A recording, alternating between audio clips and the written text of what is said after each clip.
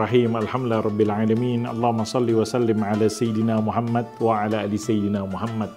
Bulan Ramadan yang kita lalui, yang kita jalani dengan ibadah puasa di siang harinya dan ibadah qiyam di malam harinya, memberikan kepada kita begitu banyak rohiyat, begitu banyak nafahat, anugerah rohani spiritual dari Allah Subhanahu wa Ta'ala. Dan di salah satu bentuk yang disebutkan dalam sebuah hadis Nabi Muhammad SAW yang berhubungan dengan ibadah puasa tersebut adalah sabda Rasulullah SAW, la khalufu famis saim atyabu indallahi min rihil misk. Sungguh ataupun adalah lubang atau mulutnya seorang yang berpuasa lebih wangi, lebih baik di sisi Allah Subhanahu wa Ta'ala daripada aroma minyak wangi kasturi min rihil misk.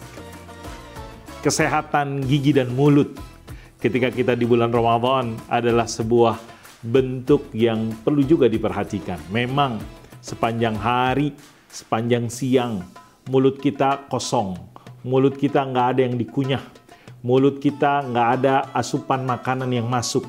Kemudian mulut kita jamaah mengeluarkan aroma yang mungkin kurang sedap gara-gara kagak ada yang dimakan, kagak ada yang dikonsumsi, nggak ada yang masuk dalam mulutnya tersebut.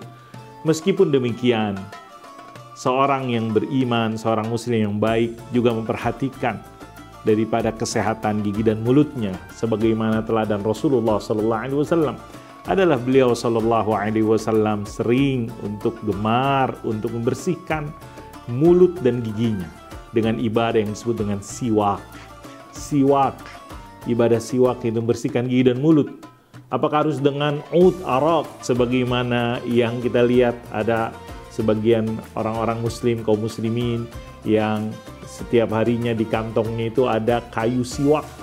Atau cukup dengan sebagaimana kita sering melakukan setiap harinya dengan sikat gigi, dengan pasta gigi kita bersihkan?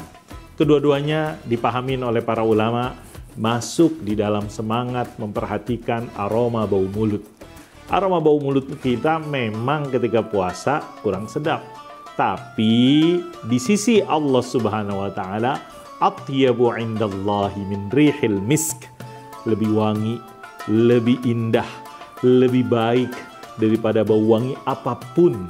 Kenapa demikian? Karena mulut yang kosong tersebut yang ada, yang terjadi dari seorang hamba yang beriman kepada Allah Subhanahu wa Ta'ala gara-gara dia melaksanakan sebuah perintah, melaksanakan sebuah syariat, melaksanakan sebuah kewajiban yang disyariatkan, yang ditetapkan oleh Allah Subhanahu wa Ta'ala.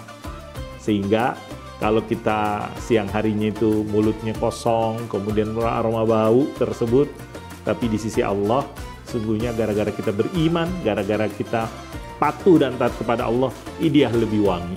Dan tetap kita perhatikan juga kalau kita mengkonsumsi makanan-makanan yang mengeluarkan aroma-aroma yang kurang baik, aroma-aroma yang keras, yang kuat, yang untuk sebagian orang merasa dapat mungkin terganggu, maka kita kudu harus memperhatikan, harus sering-sering membersihkan mulut kita.